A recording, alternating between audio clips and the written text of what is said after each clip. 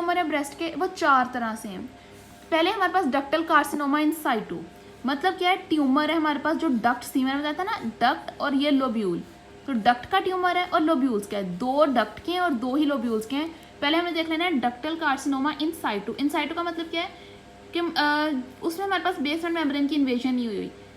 Malignant proliferation है cell in the ducts की without invasion of the basement membrane, क्योंकि इन साइटू है अभी, तो इसमें जो बेसमेंट मेम्ब्रेन है उसकी हमारे पास प्रोलिफरेशन जो वो नहीं हुई, सॉरी इन्वेजन नहीं हुई।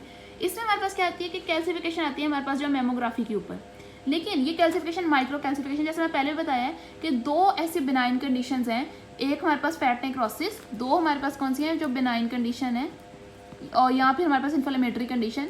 एक हमारे पास कौन सी है इसमें फैट नेक्रोसिस, और दूसरी हमारे पास कौन सी है स्क्लेरोसिंग एडिनोसिस, जिसमें हमारे पास जो है वो कैल्सिफिकेशन होती है, और ये हमारे पास जो है मैक्रो कैल्सिफिकेशन है। लेकिन जो ट्यूमर में है हमारे पास डक्टल कार्सिनोमा इन सिटू में जो कैल्सिफिकेशन है वो माइक्रो है, और इन दोनों में हम डिफरेंस कैसे कर सकते हैं कि ये मैक्रो है, ये माइक्रो कैल्सिफिकेशन है, और दोनों को हम बायोप्सी से जो है वो देख सकते हैं कि either it is carcinoma malignant condition और it is a benign condition और it is a inflammatory condition.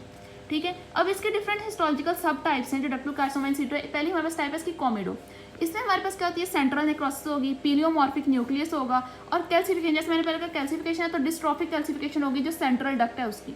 दूसरी हमारे पास की टाइप है हम कहते हैं किब्री फॉर्म, उसमें हमारे पास कुकी क्लस्टर लाइक स्पेसिस हैं और वो सारी जो स्पेसिस हैं वो कैल्सिफाइड मटीरियल से फिल हुई हैं। तीसरी हमारे पास माइक्रोपेपिलरी और चौथी हमारे पास पेपिलरी।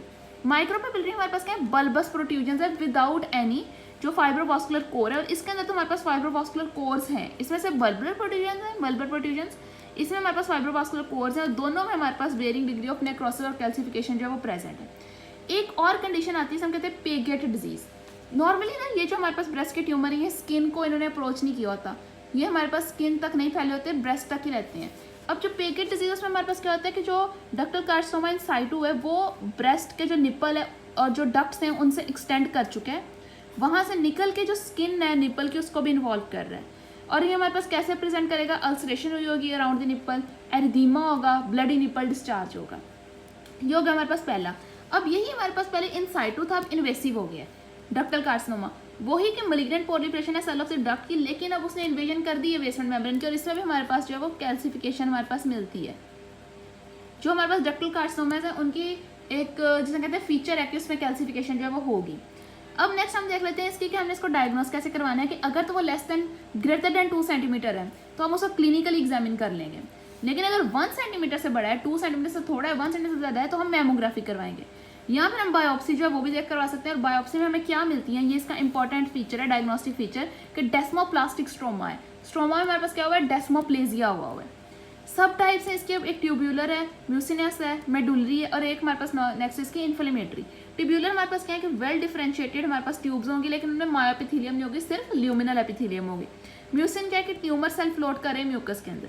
मोस्ट इंपॉर्टेंट जो मेडुलरी है वो हमारे पास क्या है कि इसमें हाई ग्रेड सेल हैं ग्रोइंग इनटू शीट्स के अंदर, मतलब जो सेल्स ट्यूमर सेल्स हैं वो शीट्स की फॉर्म में ग्रो हो रहे हैं, और इसमें साथ में हमारे पास जो लिम्फोसिटिक सेल्स भी हैं और प्लाज्मा सेल्स भी हैं हमें वो भी नजर आएंगे।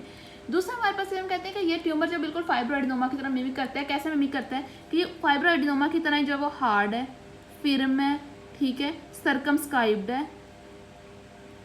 उसके अलावा इसमें हमारे पास increase incidence of BRCA1 incidence का जो है BRCA1 नॉर्मली हमारे पास क्या होती है कि ये DNA जो रिपेयर प्रोटीन्स है वो होती हैं, अगर इनमें म्यूटेशन हो जाए तो एज अ रिजल्ट हमारे पास जो है वो ब्रेस्ट कैंसर हो सकता है। 2 है हमारे पास DNA repair protein BRCA1 BRCA2, तो इन दोनों में म्यूटेशन होती है तो हमारे पास ब्रेस्ट कैंसर होता है, ये भी हम आगे पढ़ेंगे भी। तो BRCA1 जो हमारा DNA रिपेयर प्रोटीन है उसके अंदर म्यूटेशन का इंसिडेंस भी बहुत ज़्यादा इंक्रीज होती है जिसकी वजह से ब्रेस्ट कैंसर हो।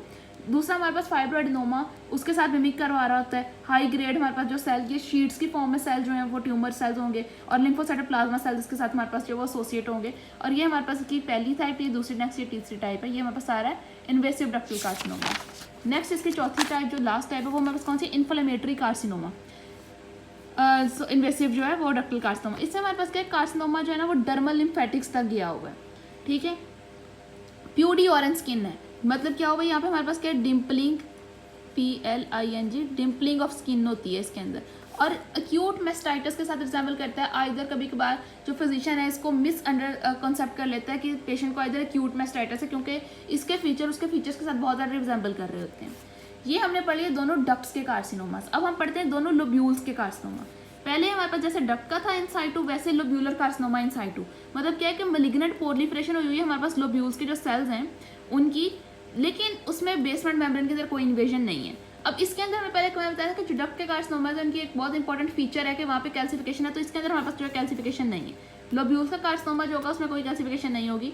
क्या होता है इसके अंदर जो ईकडेरिन एडहेजन प्रोटीन्स है वो नहीं होती हैं, जिसकी वजह से हमारे पास जो राउंड जो सेल्स हैं वो क्लम्प टुगेदर, मतलब सेल्स जो उनकी क्लम्पिंग हुई हुई और ईकडेरिन प्रोटीन है ही नहीं, कोई ऐसे प्रोटीन नहीं है जो सेल्स को उनकी जगह पे बाउंड करके रखे, ठीक है, एडहेजन प्रोटीन ही नहीं है। ये बाइलेटरल है और मल्टीफोकल है। ट्रीटमेंट हम क्या है, टमोक्सिफिन एक ड्रग है देते हैं जो कि हमारे पास जो एंटी एस्ट्रोजन ड्रग है। पहले मैंने बताया कि मोस्टली कैंसर जो क्यों हो रहे हैं, क्योंकि हमारे पास हार्मोन मीडिएटेड है, उनके अंदर ही कोई मसला आ रहा है, मोस्टली बहुत ज़्यादा हार्मोन की सिक्रेशन लग पड़ी है, एस्ट्रोजन प्रोजेस्टेरोन की, तो हमारे पास लग पड़े। तो टमोक्सिफिन सिलेक्टिव एस्ट्रोजन रिसेप्टर मॉडिफायर, मतलब एस्ट्रोजन का एंटागोनिस्ट है सिलेक्टिव रिसेप्टर्स का, हम ये देते हैं। दूसरा जैसे उसमें हमने इन्वेसिव लोब्यूलर पढ़ा था, अब डक्टल पढ़ा था, इन्वेसिव लोब्यूलर है।